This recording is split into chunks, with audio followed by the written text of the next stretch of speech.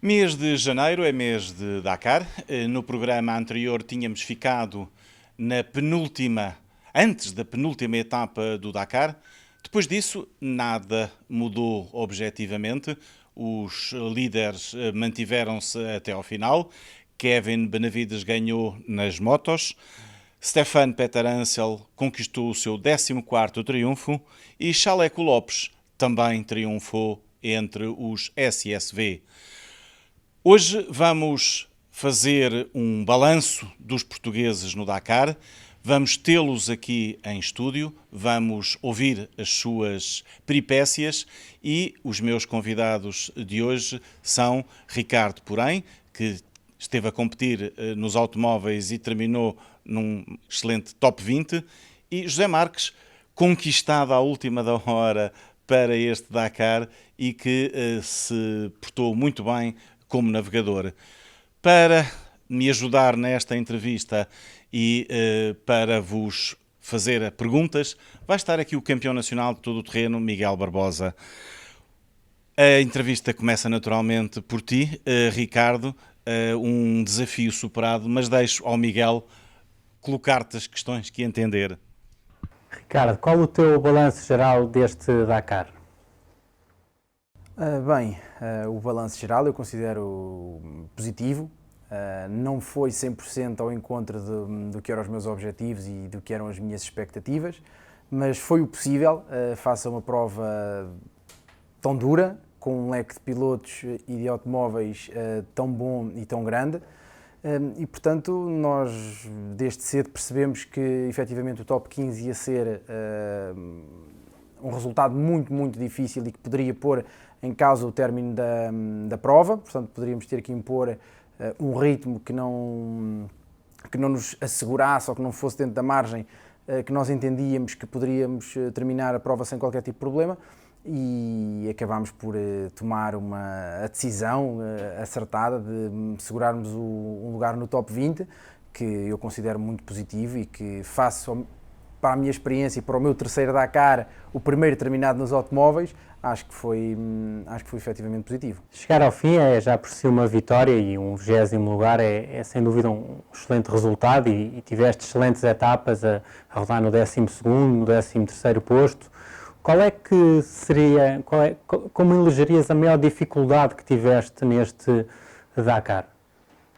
Bem, é verdade que quando as etapas eram mais favoráveis ao meu estilo de pilotagem e ao nosso carro também, nós conseguimos efetivamente fazer tempos bons, andámos alguns até inclusive no top 10 e, portanto, efetivamente tínhamos a velocidade, tínhamos o Jorge a fazer um trabalho de navegação extraordinário, onde eu sinto que foi onde perdemos mais tempo e é onde eu tenho que evoluir mais enquanto piloto e necessito de mais corridas neste tipo de piso, foi sem dúvida nas dunas.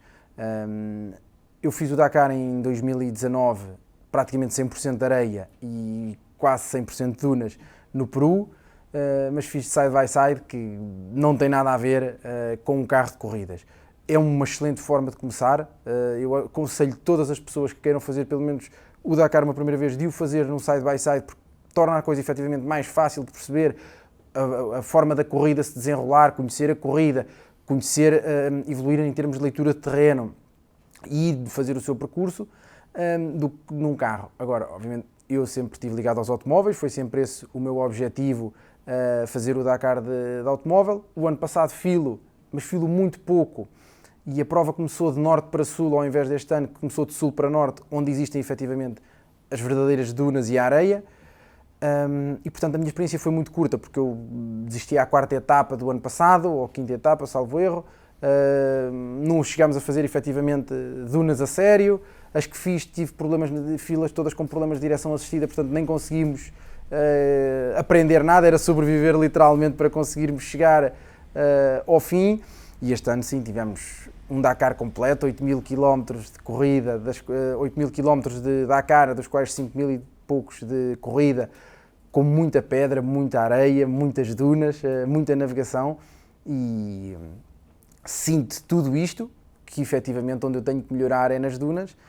Tenho que encontrar também um setting no carro onde eu me sinta mais confortável e onde eu consiga retirar mais partido do potencial do carro.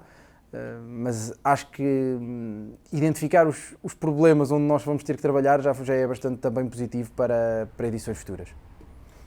Vamos agora passar ao José Marques, que, como eu dizia, teve um convite próximo do Dakar para o fazer, de automóvel. Ele tem feito o Africa Race de caminhão, cá em Portugal tem feito as corridas de automóvel, portanto foi uma experiência diferente.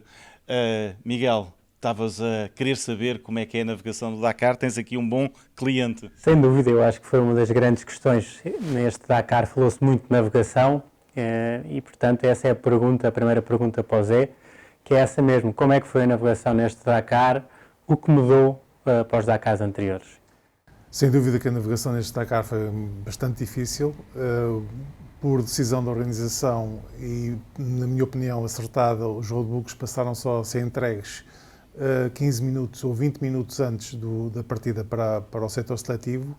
A ligação era feita com o roadbook no GPS e isso veio nivelar as possibilidades entre os concorrentes privados e os concorrentes oficiais. Tinham mapmans a trabalhar para eles, a arranjar soluções de percurso, por vezes a arranjar atalhos onde se conseguia ganhar algumas especiais e por outras vezes a facilitar a correção dos erros de navegação.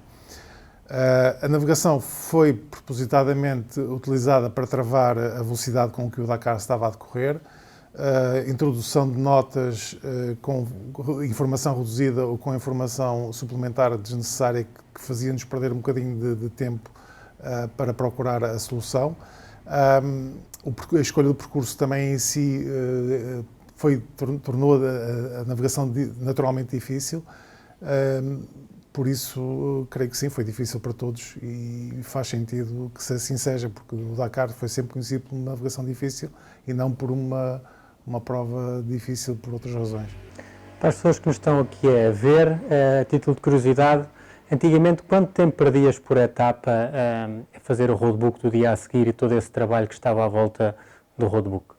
No mínimo, sempre entre 2 horas a 3 horas. A preparação de uma etapa de um roadbook bem feita, independentemente do tamanho do roadbook, não às vezes da distância total da especial, do tamanho do roadbook, levava sempre entre 2 a 3 horas a preparação desse roadbook e era sempre feita depois da chegada ao bivouac. E as pessoas que mais tarde chegam, menos tempo tinham para descansar e realmente foi uma grande diferença que nós tivemos agora neste Dakar, foi ter realmente mais tempo para tomar conta de nós próprios, descansar e estar a conviver com a equipe. Tornou-se um Dakar bastante mais agradável em relação aos outros. Vamos agora tentar saber um pouco como é que foi o Dakar em época de Covid. Como é que a bolha do Dakar funcionou? Miguel, há de ter com certeza uma série de perguntas, já soubeste algumas coisas, mas há de querer saber de viva voz. Eu acho que podemos ouvir aqui, sobretudo, o antes desta prova terá sido complicado, de certeza, pois um teste positivo inibia a participação na prova. Portanto, queria perceber aqui um bocadinho como é que foi o antes e depois todo o processo ao longo da prova. Bem, a ASO, e com a experiência que teve também já na volta à França, fez um trabalho fantástico para criar uma bolha e vivermos todos nela, todos os participantes do Dakar, desde os pilotos aos mecânicos, aos motoristas dos caminhões, à própria organização, vivemos todos isolados naquela bolha. Começou por obrigar-nos a levar testes negativos de Portugal, do país de origem de cada um dos concorrentes, e à chegada à Arábia Saudita tivemos que fazer uma quarentena obrigatória. Quarentena essa que durava no mínimo 48 horas, ao qual nos poderíamos deslocar para ir fazer um teste PCR a um dos pontos que a organização tinha preconizado, e tivemos que aguardar cerca de 18 horas para termos o resultado posterior ao teste. É verdade que, e aconteceu, e só assim é que a organização conseguiu controlar as coisas, houve pessoas que embarcaram com testes negativos, porque efetivamente estavam negativas, e que depois, com o desenrolar de 2, 3 dias, acusaram lá positivo. Face muito também, acredito, à época em que se vivemos e à época que fomos, do Natal, de reunir com pessoas, que é o normal, não é? Este ano atípico é que mudou um pouco isso, mas aconteceu, infelizmente, há alguns pilotos e há alguns copilotos que, infelizmente, não puderam estar presentes, porque já na Arábia Saudita testaram positivo. Acho que isso foi, sem dúvida, uma excelente atitude e organização da própria ASO para que tudo corresse seguro, porque a verdade é que andámos 3 semanas, praticamente, em que pouco ouvíamos falar do Covid. Tínhamos todas as normas como temos, todas as seguranças, todas as atitudes para evitarmos, mas não se falava praticamente do Covid. Efetivamente sentíamos-nos muito seguros dentro dos bivouacos. Mas o Zé talvez tenha... Zé, como foi o convívio tradicional num Dakar? Teve influência esta história do Covid? Como era o pós-etapas no dia-a-dia? Sim, sem dúvida teve uma influência muito grande, quer na preparação, quer no dia-a-dia da corrida. A organização desenvolveu esforços imensos para controlar realmente essa bolha. Qualquer pessoa que fosse apanhada sem máscara estava sujeita a sair imediatamente da prova, por ser excluída. Portanto, todos cumpriam, desde o pessoal da limpeza das casas de banho ao pessoal do catering, a todos os concorrentes, todas as equipes. Havia pontos de desinfecção em cada esquina, à entrada da alimentação, à saída das casas de banho, havia gel por todo lado, toda a utilização de máscaras, forneciam máscaras em ambulância, e limitou-nos sempre na parte de convívio com outras equipes. Foram inclusivamente criados subbivouacs das marcas principais, onde não entrava nem saía ninguém que fosse exterior a essa equipe. Nomeadamente na Honda, só entravam jornalistas credenciados, com a pós-medição de temperatura corporal. Portanto, foi criada realmente uma bolha muito bem feita à volta dessa prova. Limitou o nosso convívio. Nós, a partir do momento em que saímos do carro, tínhamos de ter a máscara posta, em toda e qualquer ocasião. Na alimentação só estavam disponível a mesa para 3 pessoas, e todas as pessoas seriam da mesma equipe, e só tirávamos a máscara e todas devidamente afastadas. Na etapa maratona, eles criaram uns sítios para nós, uns hangares para nós dormirmos com um afastamento suficiente entre as camas. Portanto, não foi realmente um esforço enorme e valoroso da organização para evitar que houvesse qualquer tipo de contágio. Vamos do Dakar em geral passar para as respectivas equipas, para os respectivos ambientes nas equipas, para a novidade da ligação Portugal-Lituânia com tantas equipas, com pilotos lituanos e navegadores. Miguel, perguntas é que queres colocar? Seria interessante sabermos aqui como é que era composto as vossas equipas, quantas pessoas, os meios envolvidos, como é que era o dia-a-dia, quando chegavam, no fundo, para perceberem aqui o que é uma equipa do Dakar.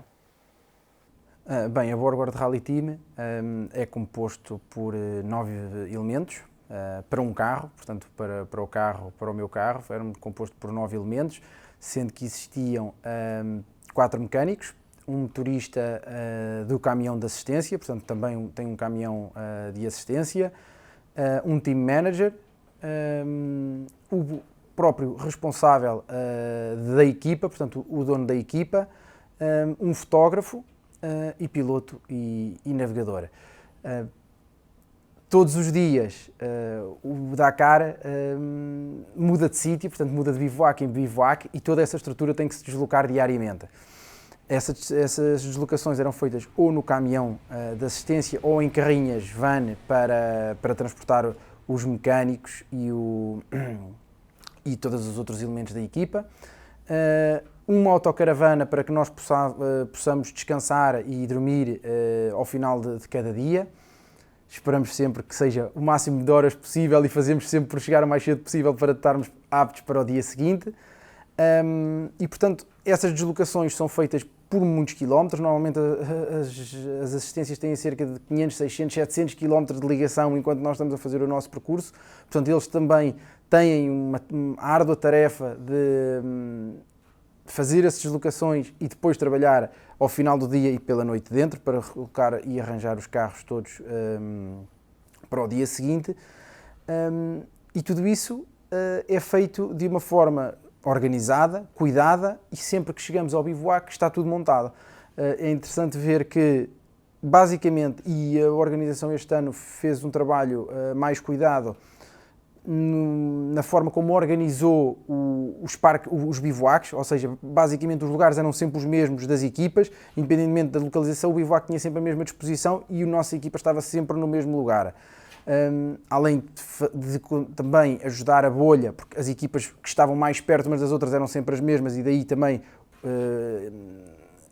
limitava as relações entre equipas, acabava também por permitir uma organização melhor de quando chegamos, por exemplo, ao bivouac. Isto parece que é um ponto fácil, mas procurar a nossa equipa no meio de centenas de equipas não é fácil, e assim acabou também por organizar, e o próprio método e logística interna dentro do bivouac acabou por ser facilitado por esta organização. Muito bem, Zé. E a tua? Era um pouco diferente? Sim, era uma equipa amadora. O Gintas Petrus é um gentleman driver da Lituânia. Ele foi o responsável pelo boom que está acontecendo na Lituânia neste momento em termos de Dakar. Ele começou a fazer o Dakar em 2002 e tem vindo ao longo dos anos a participar em várias edições. Nos últimos anos tem feito o Africa Eco Race, foi onde eu o conheci há cerca de 10 anos. Estabelecemos uma amizade natural, de convívio natural dentro de uma prova destas características.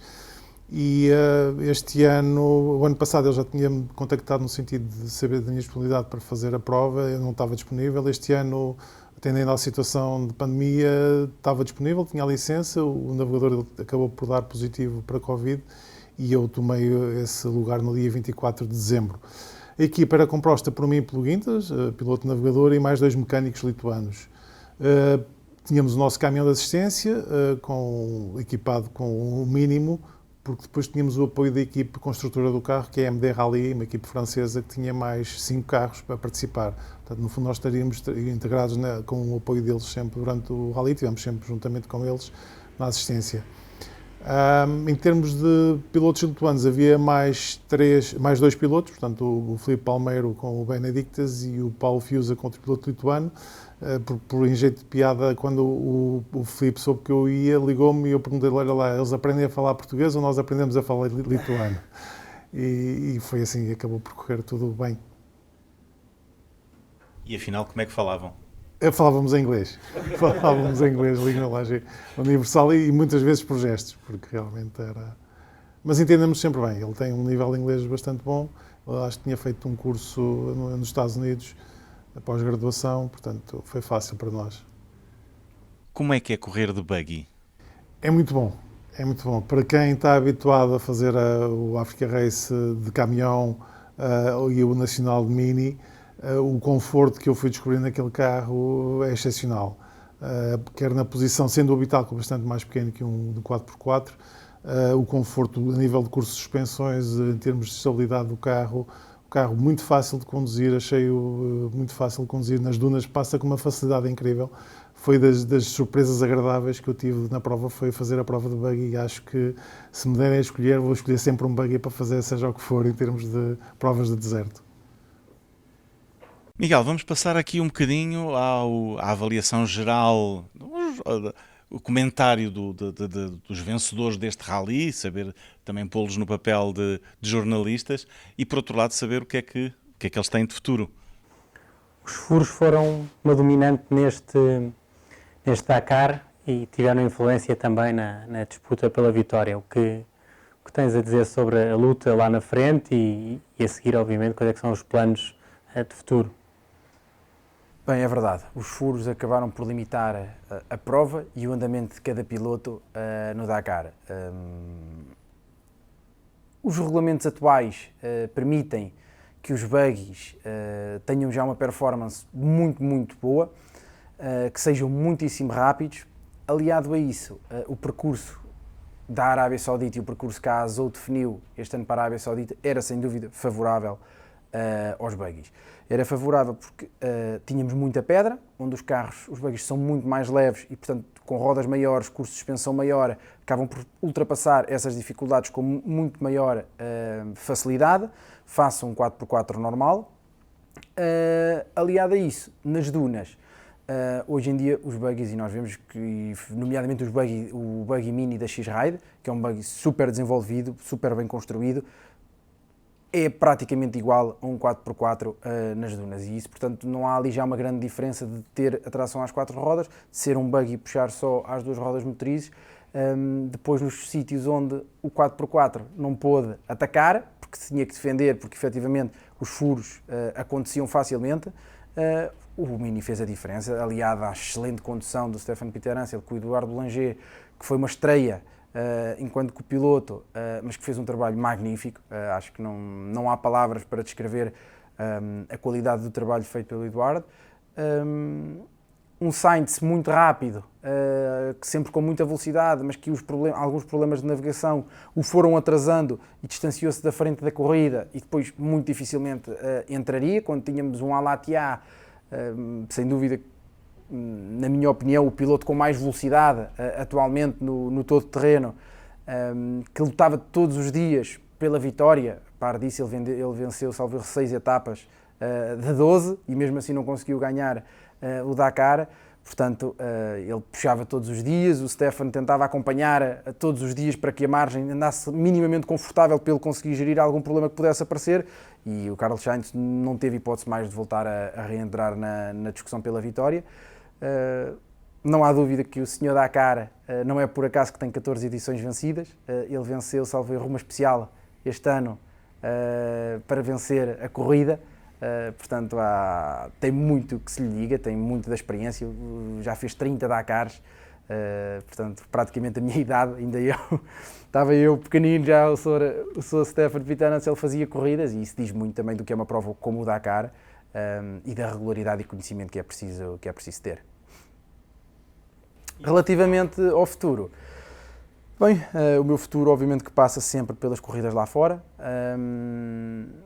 Costumamos dizer que a seguir ao Dakar não queremos pensar mais nisto, queremos descansar, mas a verdade é que pensamos e temos vontade de voltar.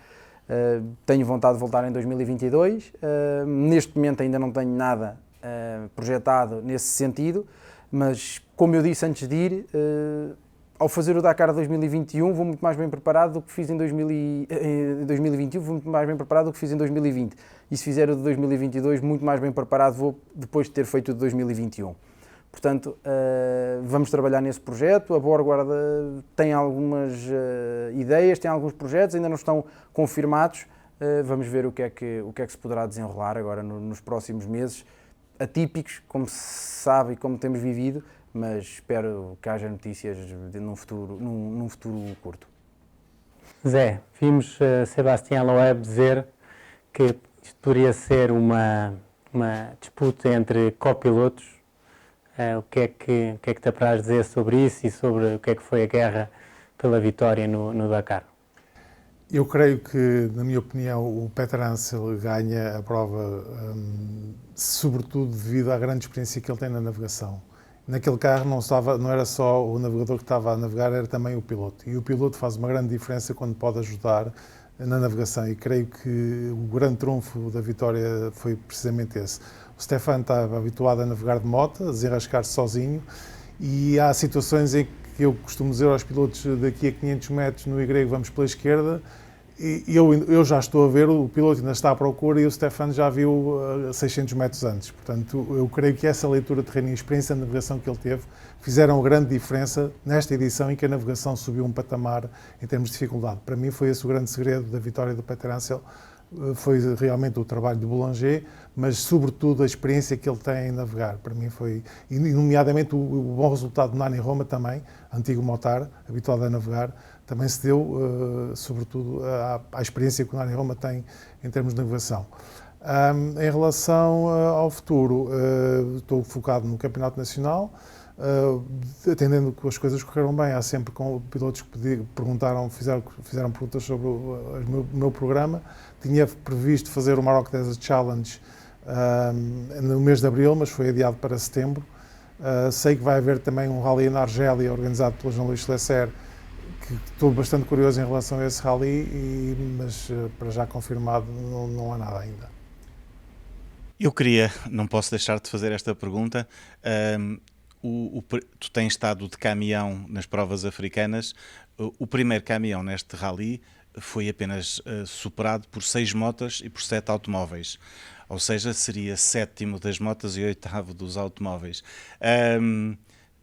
Viste-os passar por ti, passavam muitos à tua frente. Como é que vês este andamento dos caminhões? E, por outro lado, como é que te verias neste Dakar de caminhão com a tua parceira habitual de caminhão? Sim, lá está, a questão do percurso favorecer realmente os buggies devido ao tipo de pistas que nós encontramos com pedras grandes, favoreceu ainda mais os caminhões. Os caminhões estão limitados a 140 km por hora de velocidade.